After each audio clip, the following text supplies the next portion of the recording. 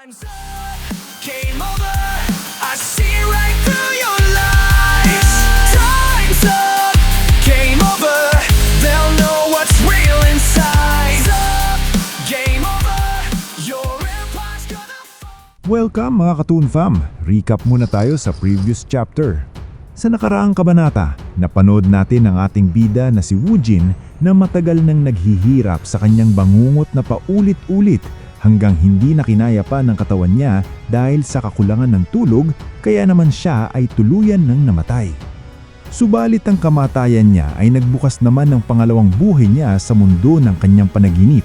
At dito na na-realize ng ating bida na kung mamamatay pa siya sa mundong ito, ay ito na ang magiging katapusan ng lahat para sa kanya. Kaya naman ang dating mundo ng kanyang panaginip ay naging realidad na ni Woojin. At sa huling bahagi ng previous chapter ay nagdesisyon ang ating bida na magtungo kung saan nagmumula ang liwanag. Kaya naman samahan natin ang ating bida sa kanyang paglalakbay guys. Tara, let's go! Sinisimulan natin ang kwento sa pagdating ng panibagong araw mga sir. Sa itaas ng malaking puno, tahimik na natutulog pa ang ating bida na si Woojin. Kasunod nito ang malamig na paghihip ng hangin na nagpagising naman sa ating bida. Bagamat napakadelikado ng lugar na ito dahil sa mga halimaw, isang masayang Woojin ang gumising guys. Masayang nagsalita ang ating bida sa kanyang isipan na isa na namang gabi ng perpektong tulog daw ang kanyang naranasan. Ito ang tanging hiniling niya at hindi niya naranasan ng matagal na panahon sa kanyang nakaraang buhay mga Katoon Fam. Kaya naman kahit nasa gitna siya ng Demon Realm, masaya pa rin siyang gumising ngayong umaga. Matapos nito, nagpatuloy na ang ating bida sa paglalakbay niya patungo sa liwanag. Isang buwan na rin ang nakalipas mga Katoon Fam, simula nang pumunta siya sa mundong ito. Mula sa isang napakadilim na lugar, nagpapatuloy pa rin si Woojin sa kanyang paglalakbay patungo sa lugar kung saan matatagpuan ang liwanag. Nagawa rin ni Woojin na kontrolin ang kanyang kagustuhan sa pakikipaglaban kahit na ang kanyang katawan ay hinahanap ito. Dahil para sa ating bida, ang pagre-risk daw ng kanyang buhay para lang sa isang kasiyahan ay isang kabaliwan daw mga Katoon Fam. Subalit, may oras pa rin naman na pinapalabas ni Woojin ang kanyang sabik na pumatay ng mga halimaw. At ito ay kailangan niya ng pagkain at kung gusto niyang lumakas pa guys. At ganoon na nga mga Katoon Fam, oras na para kumain ang ating bida. Kaya naman napangiti si Woojin kasabay ng pagsasabing nagugutom na daw siya guys. Bam! Isang napakabilis na atake ang tumapos agad sa walang kamalay-malay na halimaw habang busy ito sa pagkain mga sir. Ang masayang nagfo-food trip lang na halimaw ay naging ulam ng ating bida mga Katoon Fam.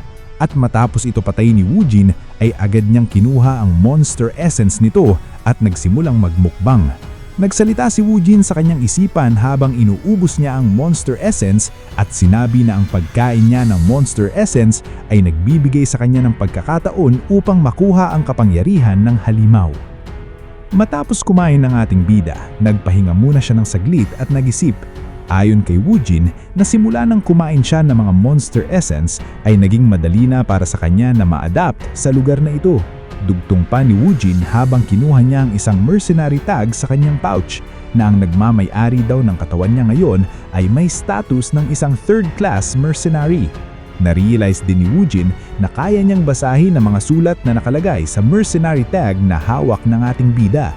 At dahil sa mercenary tag na ito ay napatunayan ng ating bida na may mga tao rin na naninirahan sa mundong ito mga sir. Ibig sabihin, hindi pala siya nag-iisa guys. Matapos ang pag-iisip ng ating bida, may nakita siyang liwanag guys. Kaya naman sinundan niya ito at habang naglalakad ang ating bida ay may napansin siyang trap na nakaset sa lupa. At dahil dito, masayang tumakbo ng mabilis si Woojin patungo sa liwanag, dala-dala ang pag-asa na may mga tao na malapit sa paligid niya. At ganoon na nga, isang bahay ang bumungad kay Woojin nang makarating siya sa liwanag mga sir. Kaya naman hindi pinalampasan ng ating bida ang pagkakataong ito na makilala siya ng kauri niyang tao sa mundong ito. Kumatok ang ating bida sa pinto ng bahay at nagtanong kung may nakatira dito. Subalit walang sumagot sa kanya, kaya naman naisipan ng ating bida na pumasok. At sa kabutihang palad para sa ating bida ay hindi nakalak ang pinto ng bahay na ito. Tumingin-tingin si Woojin sa bahay, nagbabakaskaling makakita siya ng tao. Subalit isang aklat lang ang kanyang nakita na nakalagay sa mesa at nag-udyok ng interes ng ating bida, mga Katoon Fam. Binuksan ni Woojin ang aklat at nalaman niya na ang librong ito ay tungkol sa mga tala ng kaharian ng demonyo, guys. Nagulat ang ating bida nang ma-realize niya na ang kasaysayan ng lugar na ito at ang mga terminong ginagamit dito ay nai-record ng napakaingat at detalyado, mga sir. Kaya naman upang makasurvive ang ating bida sa mundong ito, ang librong hawak niya na yon ay sobrang napaka-importante para kay Woojin, mga Katoon Fam. Kasunod naman nito, ang biglang pagdating ng isang matandang lalaki at nagtatanong kung sino ba daw ang ating bida habang itinutok niya ang kanyang crossbow kay Woojin, guys. Dugtong pa ng lalaki na sumagot buo ng malinaw ang ating bida kung ayaw ni Woojin, lagyan siya ng butas sa noo niya, mga sir. Napaisip naman si Woojin at sinabi niya sa kanyang sarili na masaya daw siyang makakita ng isang tao pero inaakala ba daw ng lalaki na isa siyang magnanakaw. Kasunod nito ang pagpapaliwanag ng ating bida sa lalaki na isang hindi pagkakaunawaan lang daw ito. Dahil may isang bahay lang siyang nakita sa liblib na lugar na ito kaya daw pumasok siya dahil sa kanyang curiosity lang, mga Katoon Fam. Mabilis at masungit naman sumagot ang lalaki na kung ganun daw ay lumayas na ang ating bida dahil wala naman daw siyang pakialam kay Woojin. Nag-agree naman si Woojin sa sinabi ng lalaki, subalit nakiusap ang ating bida na kung pwede daw ay pahiramin siya ng librong hawak niya dahil gusto niyang itong basahin. Dagdag pa ng ating bida na kung kailangan niya daw magbayad para sa libro ay pumapayag siya dito. Masungit pa rin ang lalaki at sumagot sa ating bida na kung ayaw niya daw ipahiram ang libro ay ano ang gagawin ni Woojin. Natahimik naman dito si Woojin at napaisip na ang librong ito daw ay talagang mahalaga para makasurvive siya sa mundong ito. At kung hindi daw papayag ang lalaking nasa harapan niya, kasunod nito ang dahan-dahan niyang paghugot ng kanyang espada kasabay ng pagsasabi na may malamig na boses na magiging isang magnanakaw daw siya ngayon, mga Katoon Fam. Salamat sa pagbisita sa Tambayan Toontime, munting tahanan ng mga kwentong para sa inyo. At ganun na nga, mga sir, isang standoff ang naganap sa ating bida at sa matandang lalaki. Habang seryoso ang matandang lalaki sa kanyang pagtututok ng kanyang crossbow kay Woojin, napaisip ang ating bida na bagamat hindi niya daw alam kung gaano kalakas ang matandang lalaki sa kanyang harapan, ay nararamdaman naman niya sa kanyang sarili na hindi daw siya matatalo sa matandang ito. Bigla naman napabuntong hininga ang matandang lalaki at nagsalita habang ibinaba niya ang kanyang crossbow na totoo nga naman daw na ang isang magnanakaw ay hindi magsasabi na gusto nitong basahin ang aklat. Tama naman siya doon, mga Katoon Fam. Kasunod nito ang pagpapakilala ng matanda sa ating bida na siya daw ay si Hector at kinagadalakan niyang makilala ang ating bida, mga Katoon Fam. Dahil sa pagbaba ng depensa at paghupa ng tensyon ng matandang lalaki, tumugon naman ang ating bida at nagpakilala rin sa matanda, mga sir, na siya daw ay si Kim Woojin. Napaisip naman ng matanda dahil isang kakaibang pangalan daw ang Gimuji, guys. Na-awkward naman ng ating bida at nakiusap sa matanda na tawagin na lang siya nitong Jin, habang sa isipan naman ng ating bida na baka ang pangalan niya kasi ay mahirap bigkasin sa mundong ito. Matapos nito, pinaalam ni Hector sa ating bida na naiintindihan naman niya daw ang sinasabi ni Woojin, pero ang aklat na yan kasi ay napakahalaga para sa kanya kaya hindi niya ito pwedeng ipahiram kay Woojin. Dugtong pa ni Hector na kung gusto daw talaga ng ating bida na basahin ang aklat, ay pwede siyang tumira muna sa bahay niya habang binabasa ni Woojin ito, mga Katoon Fam. Pero ang kapalit naman yon ay ang simpleng pagtulong lang ng ating bida sa mga gawain sa bahay. Agad naman pumayag ang ating bida dito at nagpasalamat kay Hector, mga sir. At ganun na nga, mga Katoon Fam, sumapit na ang gabi at ang ending ng usapan ni Woojin at Hector ay ang pagtira muna ng pansamantala sa bahay ni Hector habang binabasa pa ng ating bida ang laman ng aklat. Si Hector ay magaspang magsalita o prangka kung tatawagin, guys, pero hindi naman siya masamang tao. Nag-share si Hector ng kanyang nilutong pagkain sa ating bida at sinabihan niya ni Woojin na kumain lang ito. Hindi makapaniwala si Woojin sa kanyang nakikita sa kanyang harapan. Dahil ang binigay ni Hector na warm soup ay ngayon palang matitikim sa napakahabang panahon. Dahil ang kinakain lang ng ating bida, guys, ay walang iba kundi Monster Essence. Kaya naman naluluha pa si Woojin habang kumakain at sa isip ng ating bida ay isang anghel si Hector para sa kanya. Grabe talaga ang pinagdaanan mo, Woojin. Buti na lang nakilala mo si Hector, guys. Tuwing pagsikat ng araw, mga Katoon Fam, ay umaalis si Hector para mag-hunt. Subalit naiiba ang araw na ito dahil maghahan si Hector upang maghigante sa halimaw na pumatay sa dati niyang kasamahan. Kaya naman nagpaalam si Hector kay Wujin na baka daw matagalan siya ngayon maghunt. Habang umaalis si Hector, napaisip naman ng ating bida na mukhang malakas naman daw si Hector, kaya ang makita niya na kinakabahan si Hector ay masasabi ng ating bida na malakas daw ang halimaw.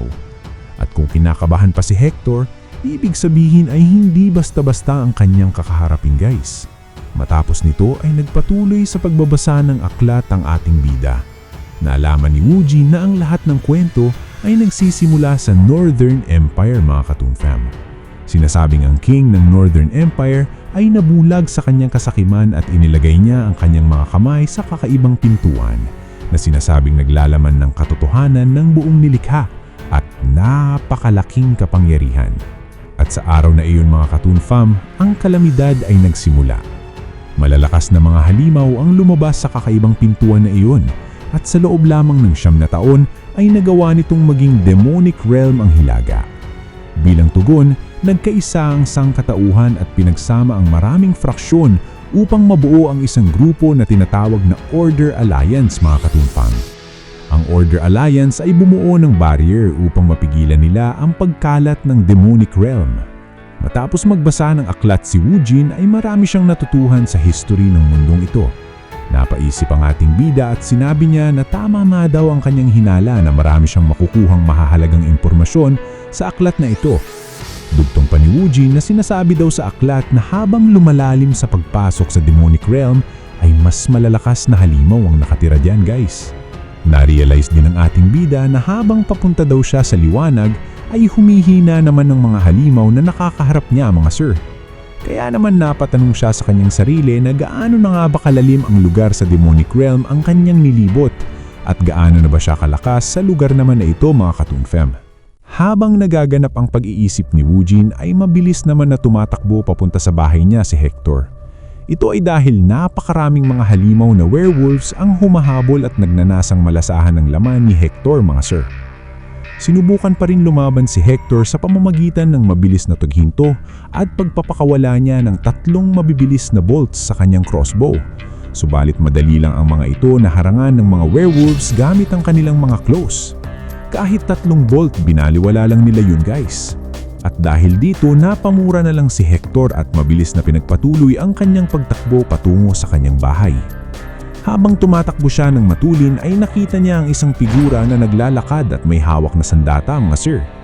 At nang makita niya ng malinaw na si Wujin ng figurang ito ay nag-aalala siyang sumigaw sa ating bida na tumakbo na daw palayo si Wujin dahil napakadelikado na daw dito ngayon. Subalit bigla na lang nagulat si Hector dahil napakabilis na tumakbo si Wujin.